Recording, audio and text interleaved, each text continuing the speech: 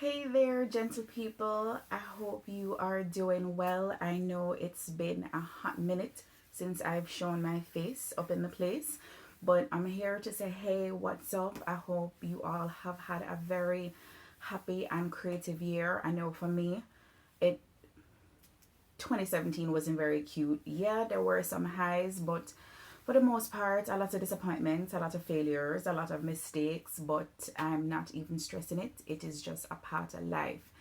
And I moved into my new space a couple months ago. That's one of the reasons why I haven't been as active on here as I have been, because like even these shelves behind me, I did that all by myself. Put all those bad boys up. But anyway, I realized the other day that I share so many haul videos, and it's very rare that I show you guys actually the pieces that I'm working on.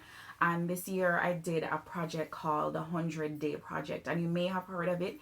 It was started by a woman named El Luda and another lady who I can't remember what her name is right now, but pretty much it ran from April until July, I think, for 100 days. And what you were supposed to do is come up with an idea for a project, something that you were going to do for 100 days straight.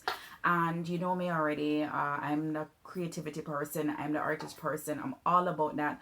But I had to kind of figure out a way to narrow it down, and I decided to work on printmaking, like pretty much a combination of printmaking and collage. And the idea was to do 100 pieces, right? At least one thing every day. Here's the deal. When I was done, and if you follow me on Instagram, you would have seen the process as I was going through. At the end of the 100 days, I had over 1,100 pieces of art. Yeah, 1,100. I was doing stuff every single day. And there's some days I was like, oh my goodness, I can't do nothing, not tonight. And I'd be lying down in the bed and I'd be looking over at the supplies, and I'm like, you know what? Get your behind up and do what you have to do. And the most important thing when it comes to a creative practice, it's consistency, right? You have to be disciplined. And it's like I tell my son, it don't have nothing to do with how you feel and what's the weather and who said what and who is doing what. Is okay, every day I'm going to get up and I'm going to do something. The other thing that helps too is to try to do it at a particular time every day.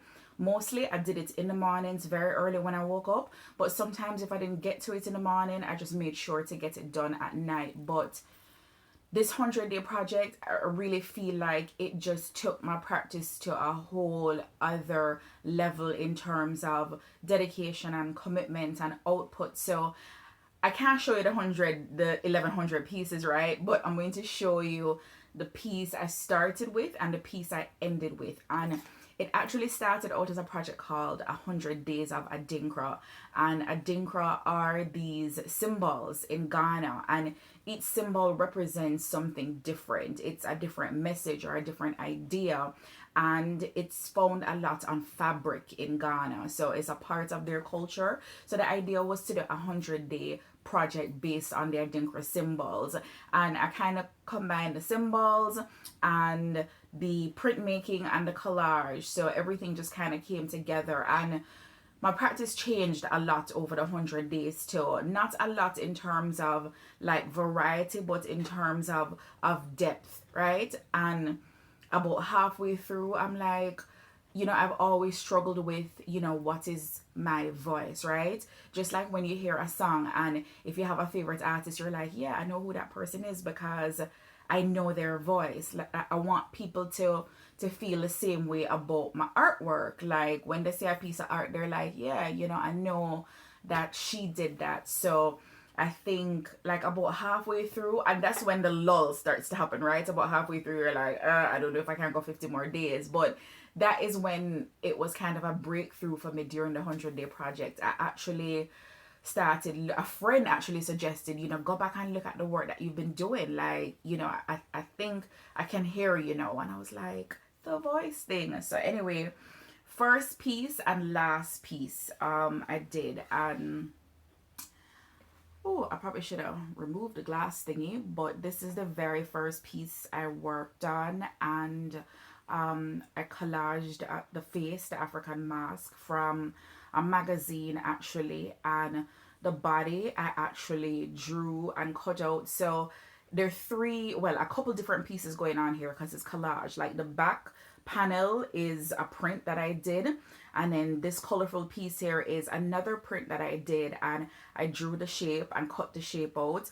And then if you notice here, if you look closely, there are like 3 hearts right there, and that's one of their Adinkra symbols. So this is the first piece I worked on, and I noticed that like I love blue a lot, especially this phthalo blue is my jam, right? So that was the first piece, and this was the very last piece I worked on. And it's weird because I noticed they have kind of the same colors, and I didn't realize until I started talking to you guys just now. And this is another one of the Adinkra symbols. Again, I did a print for the background, printmaking techniques, and I did a separate one. And what I did was I worked on a lot of pieces over and over and over again.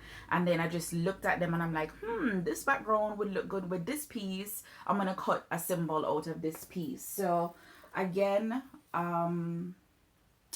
first piece, final piece, and over 1100 more in the middle somewhere, which is crazy because the work kept piling up and I kept putting it in the garage, but I wasn't really paying attention to like counting. And about halfway through I was like, oh, let me count and see how many, and it was like 340 something, and I was like, whoa, like that's a lot. And I just kept kind of putting them to the side after I worked on them, and it wasn't until the very end where I decided to count everything. I couldn't even fathom like literally over 1100 pieces in a 100-day span.